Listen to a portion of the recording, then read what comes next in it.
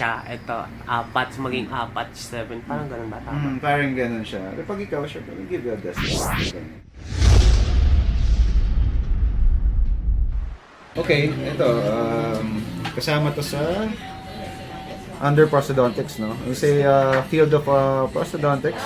Sa dentistry, it's either you do, tingin ako ng ano, sa iba-ibang kinds, no? Ng, ito, removable siya. Ito, fixed, no? So, pila natin. Sige, implant. Ayan. Iba-iba. Grabe, okay. Ito na. Ayan. So, sige. So, here, ipila natin yung pinaka, ano, from lowest to highest. Yeah.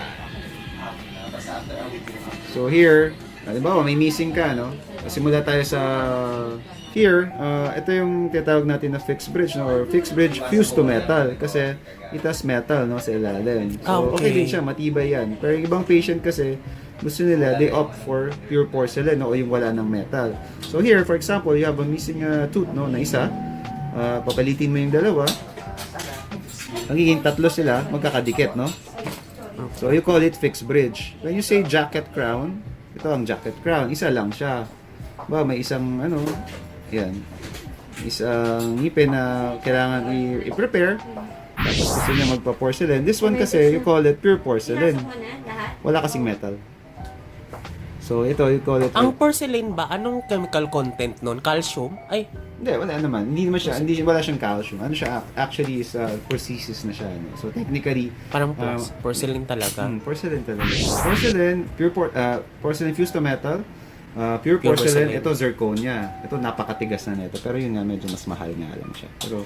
Ba't parang may, ibang kulay? Yes, ano kasi ito? May staining lang. So technically, wala rin siyang metal. Pero mataas na klase na ng porcelain ito, no? Or call it zirconia, no? So siya yung highest. Ito naman, pag may missing ka, ayaw mo magpa-bridge, no? Ayaw mo palitin yung dalawa. Like this one, di ba? Pinaliit mo. Pinaliit, oh, para maging tatlo. Maging bridge. Ito naman, wala ka nang palilitin, pero you do an implant. You do a titanium screw. So, mag-surgery, then i-screw natin yung titanium screw, then you do a porcelain. Ito yung metal na na-adapt ng body. Yes, titanium yan. So, okay lang siya dyan. Hindi yan napakaliit ng percentage na may rejection siya. Tapos, yan yung mga fix natin, no? So, Tsaka yung last option. ito naman, last option, ito kasi yung bago-bago ngayon, you call it flexible denture, no? When you say flexible, hindi na yung matitigas, no? Pero nakading ng acrylic, no? Ito kasi flexible, malambot, so. So, pati yung clasp niya, walang metal, no? So, technically, aesthetics saka function, okay siya. Tapos, pati shade nung gingiva or nung gums, when you smile. Tsaka yung kulay. Yes, transparent kasi siya, no? So, auto-fill siya. Kung anong color nung gums ng patient, yun yung magiging kulay niya. Unlike with this one, the acrylic, medyo matigas siya. Tapos yung mga clasp... Totoo, malambot to. Oh, sige, pisilin mo. Ito, ganito. Hindi mo yung masira basta-basta. Sige, try it. Yan. Ito, hindi mo magaganyan. Kasi ito flexible. Tapos this one, yan, acrylic. Nakikita mo yung difference. Lahat nung clasp, ayan yung mga clasp, tingnan mo, metal siya. Dito, wala. Flexible lahat yung clasp. So, very nice siya for mga patient na ayaw na may mga metal, gusto rin ng malambot, ayaw na ng acrylic. Makapal to talaga siya. Ganyan. Kasi kailangan matigas para hindi mabasag, no? Pero acrylic is good also. No? It depends talaga sa need ng patient. Eh. So, it varies. Minsan, si patient gusto flexible, pero hindi siya pasado sa flexible. Sinasabi naman namin. So, it depends. No? Marami pa tong klase. Pero ito yung mga... Pag ganito, ganito.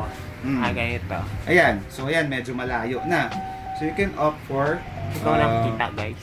Oo. Yan. Ito. Actually, ito yung cast mo. Pakita mo sa kanila. Ay, ito pala.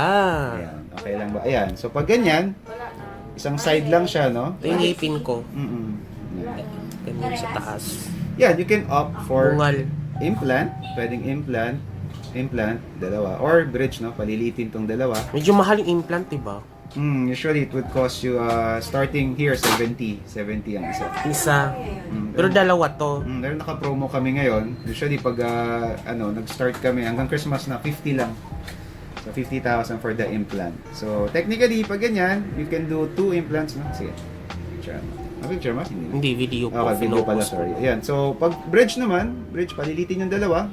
Tapos, gagawa tayong 1, 2, 3, 4. Apat. Or removable, papasok mo lang ito, wala ka nang palilitin. Pero removable, Pero yung maintenance niyan, Dok, baka kasi magkaka-foul smell ako. ay hindi naman. You have to you have to wash it lang. Tanggal-tanggal naman siya. No? You have to maintain lang, no. So it's up to you, preference ni patient or prerogative ni Pero patient. kasi ito, haba-habang procedure to, no? Hindi naman implant. Usually pag Kasi nilagay yan, papakapitin pa yata yun, di ba? usually pag ang procedure ng implant, pag nilagay mo siya,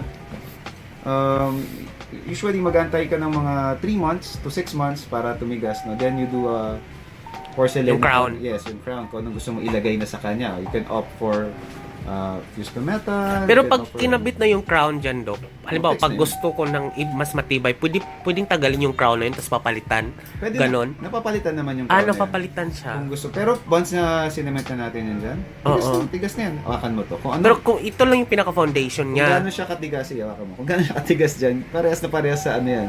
Sa mas matigas pa siya sa tutungipin. parang ganun. Kasi screw siya, screw type eh. So, Di ba yun masakit? Yung totoong ngipin, matigas din. Pero syempre siya kasi, isipin mo, binaon mo siya, no? So, sa loob. So, Hanggang saan yan? dito lang naman yan. Hanggang dyan lang sa baba. Sa x-ray makikita rin naman. Yun na rin naman yan. So, technically, pag bumaba siya, hanggang dun sa baba, hanggang dito lang. Hindi naman yan tatagos hanggang dun sa baba. Mahigli lang naman. May mga measurement naman yan, designated measurement for that one. So, yan. Pwede mo yan maging... Ito, yung magkano mga ganito ang peraso? Yung may metal. Fused to metal. Bakit Pag fused to metal, usually nag-start yan ng mga 7,000 each, no? Each. Depende kasi kung gaano karami yung ano. Pero may ano naman yan. yung Depende sa akin kasi, So, technically, pag mas marami naman, mas marami. papalitin yung dalawa. Oo, para maging, ano siya, maging bridge siya. No?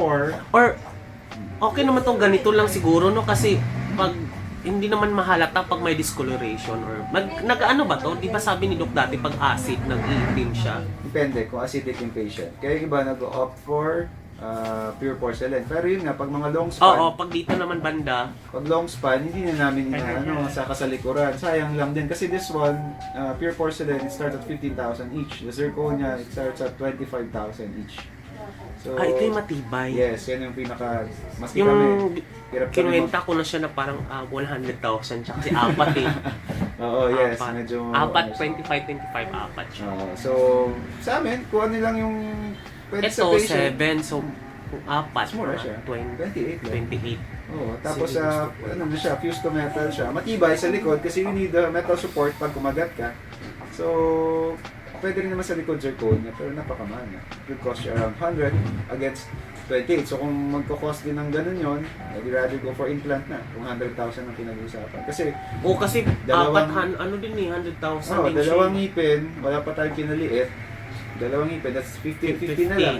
Tapos dalawa pa, palit 100. Screw na yan, screw na yan. Pero, depende kasi may mga criteria kung papasa si patient dito sa implant. So, dito sa... Ano naman titingnan dun sa implant? Una-una, syempre, Rejection. hindi naman sir. Rejection kasi hindi mo naman yan basta-basta malalaman, ano?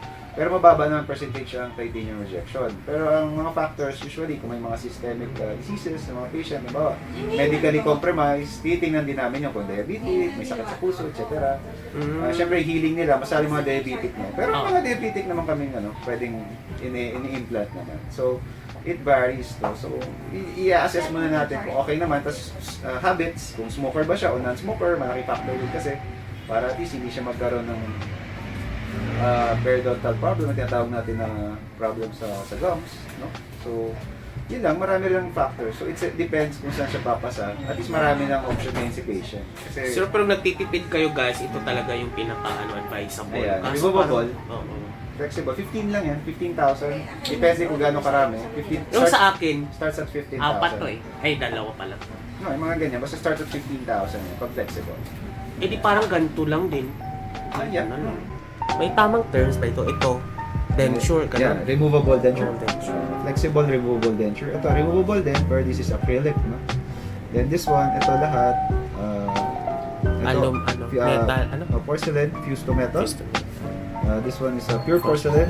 This one is zirconia. Zirconia. Ito, implant na. Kaya may titanium na yan sa ilalim. Ito magra-run siya ng 7,000 each. Ito, 15 each. Each yan. Ito 25. 25 each. Ito 70. Pero naka-promo ngayon, 50 na lang. For isang screw. Per isa. Kasama na yung crown, di ba? Minsan sinasama na namin yung crown. Pero usually dapat hiwala yun. Iba ang bayad sa crown. Ayan. Ito Sige, yung sige. Alright. At Sige, least may thank you, natutunan Doc. kayo ngayon.